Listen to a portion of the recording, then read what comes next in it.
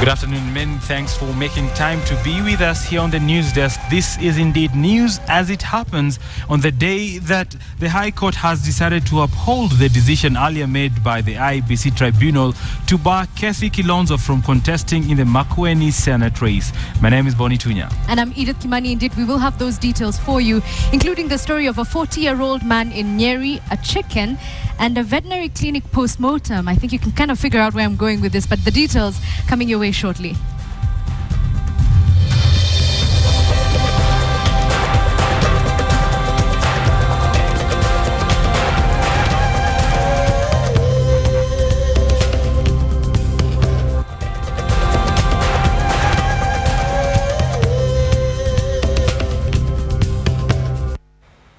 Thank you for joining us, and we start with a story that Bonnie Tunya has intimated on. Indeed, the High Court has upheld the IEBC tribunal ruling on Kathy Kilonzo, agreeing to lock her out of the Makueni Senate seat. Our reporter Sophia Wanune is currently on standby in the Milimani High Court, where she's been following this procedure, rather the case. Sophia, what did they say for the benefit of those who were not watching as to the reasons why they decided to uphold the tribunal's ruling? Good afternoon, Edith. Now, when Kenyans saw Kathy Kilonzo for the first time on the campaign trail in Makueni County, she said that she was in nursery class in the School of Politics. But unfortunately, she will not graduate from the School of Politics, at least not this time round, after a 3-judge bench dismissed her prayers seeking a reversal of a decision to bar her from contesting in the Makueni by-election. The decision was just read a few minutes ago by the 3-judge bench, and we now have excerpts of that ruling. Let's take a listen. It is true that the Wiper Party sought to participate in the Makueni by-election, but its candidate faltered.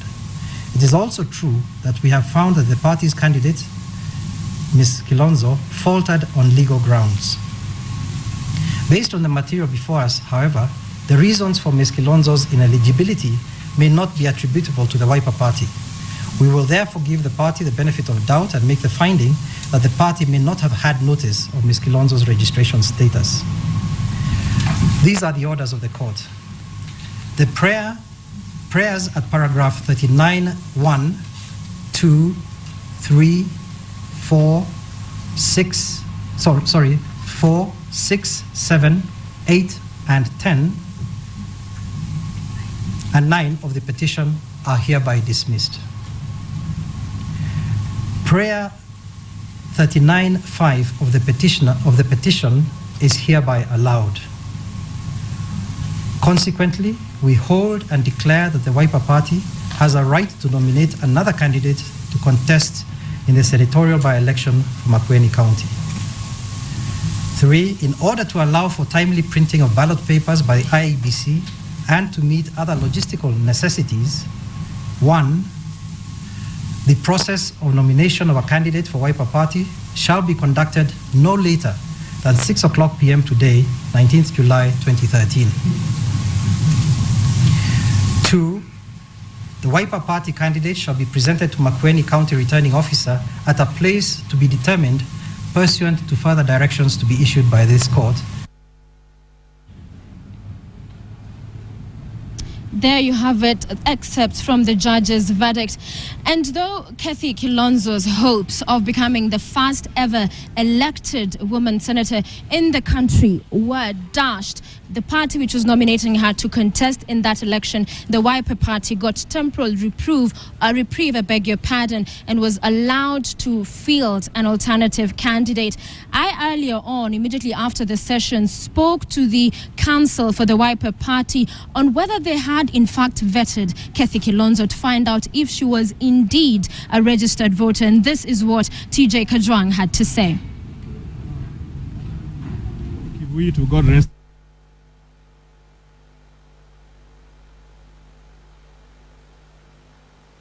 And everybody would have an opportunity to go and inspect the register. It has never been in the case of Hassan. Hassan has a register which... But this is a question on why nominating, why check that she was registered. Of course, I'll tell you this. First of all, let's go on law. There is no legal responsibility placed on a political party to verify, number one.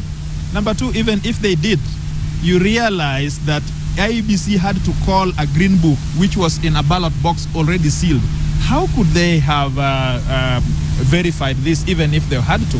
So we do not have the means. There is a monopoly in terms of keeping of registers, custody of registers, accuracy of information. So although an ordinary Kenyan would expect that a political party would be more than diligent to go a step further, there is very little that one can do. I'll ask you a question. Do you think your name is in IEBC? That's where we ended. Thank you very much for talking.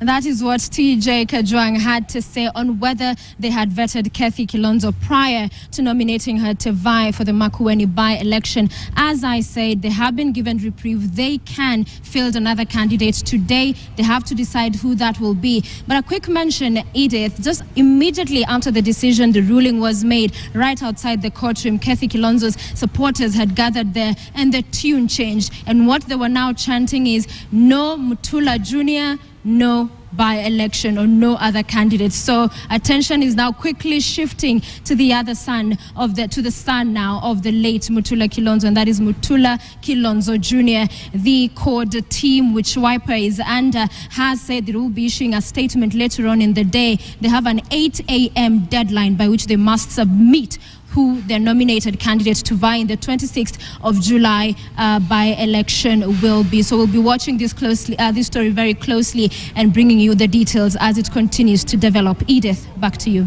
Thank you very much, Sophia Wanuna, following the proceedings for us at the Milimani High Court. Remember, she has said that there is a deadline and this story is bound to develop as the day proceeds, and so we'll give you more details as they unfold in our subsequent bulletins. But that is our developing story this afternoon.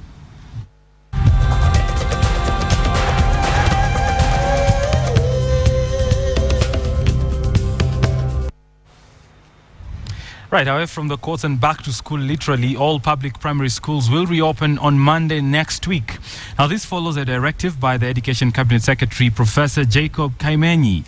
The announcement will come as a relief to pupils and parents following 3 weeks of paralysis in the education sector that forced the government to earlier this week close all public primary schools.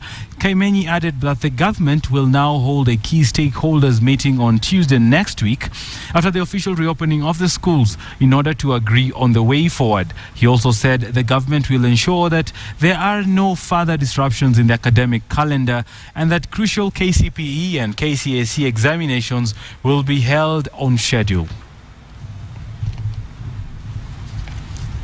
The ICC Outreach Coordinator for Kenya and Uganda, Maria Kamara, has said that the prosecution's case against President Uhuru Kenyatta is on course, despite the withdrawal of some witnesses over security concerns. Speaking at a Nairobi hotel, Kamara reiterated that the court takes witness protection seriously and that it was unfortunate that some felt not secure enough to proceed and testify against the suspects. To testify is also a voluntary thing. It's a civil thing to do, but they are not going to be coerced to do so. If they have given security concerns as something very paramount, the prosecutor has to do the needful to withdraw them and at the same time ensure that the cases will proceed by looking for additional information or witnesses that could support. But this has not been made. The prosecutor just says, I'm leaving the room open to probably bring in new witnesses to complement those that have dropped out. But in any case, they still have about 30 witnesses, including experts, lined up for Mr. Kenyatta's case. The victims do believe that anyone accused of murder, or rape, or serious crime like that should be sitting there in the courtroom for the duration of the trial. There have been other filings that we've made concerning efforts by the defence to have the trials put back to the confirmation stage, which would have resulted in a huge delay in the commencement of trial, and we put forward the victims' concerns on that. The victims are totally opposed to any further delay.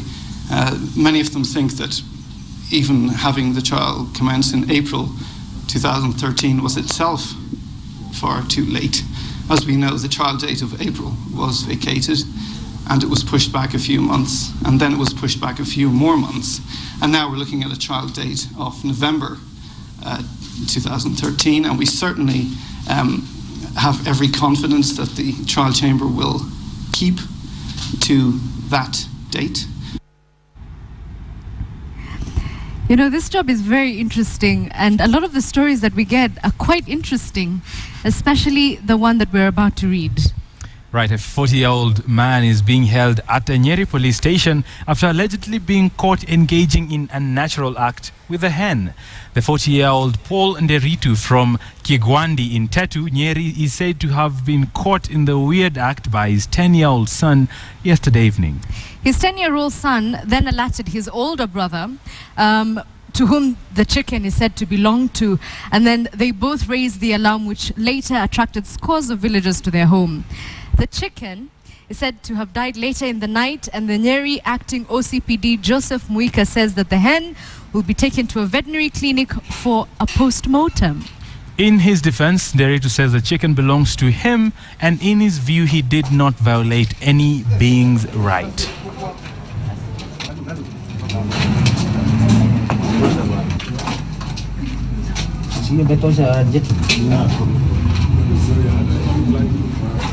We are in the process of taking the hen to the veterinary for examination before charging the man and take him to court.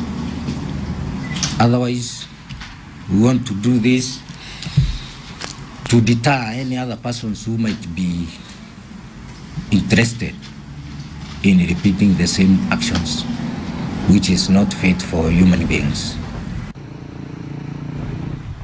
Do you want to have chicken for lunch today? Maybe not, but I think it's fair to say that Nderitu went cuckoo. Right, let's go to Murang'a now. And police in Kabati area in Murang'a County have rescued an abandoned child who was infested by jiggers. The 4-year-old girl had been wrapped up in a polythene paper and dumped in a maize plantation. Passers-by had her screaming and called the police. Now, the mother of the child, 23-year-old Lucy Wanjiru, admitted that she had dumped the child in the maize plantation, which belongs to her former husband's mother.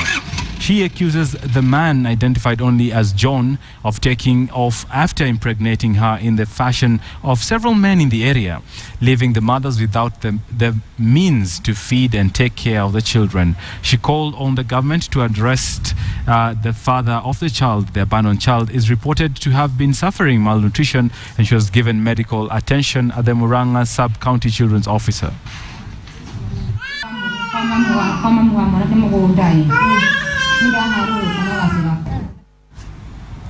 Matatu drivers and conductors plying Lanet Nakuru town route earlier today held demonstrations to protest against Nakuru OCPD Bernard Kioko's statement, which defended the police officer who shot a Matatu driver in the area yesterday.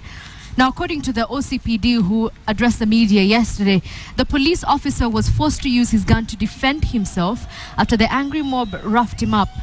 The Matatu operators stormed the Lanet police post carrying placards where they demanded to be addressed by the Nakuru OCPD.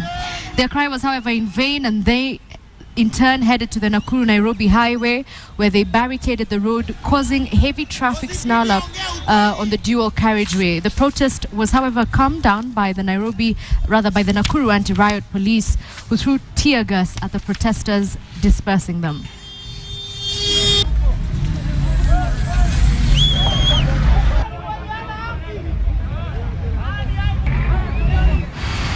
A committee that will manage the controversial piece of land at Machungwani area in Taita Taveta County has been formed.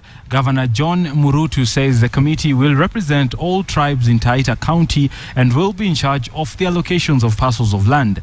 This is seen as a temporary solution for the people of Taveta until the Committee of Lands gives a lasting solution to the Machungwani dispute. At least 3 people were recently attacked after trespassing at the 13,000-acre land following the expiry of the lease. The governor also urged area residents to coexist peacefully until the Lands Commission has been given the full report, and assured them that they will be involved in the allocation process.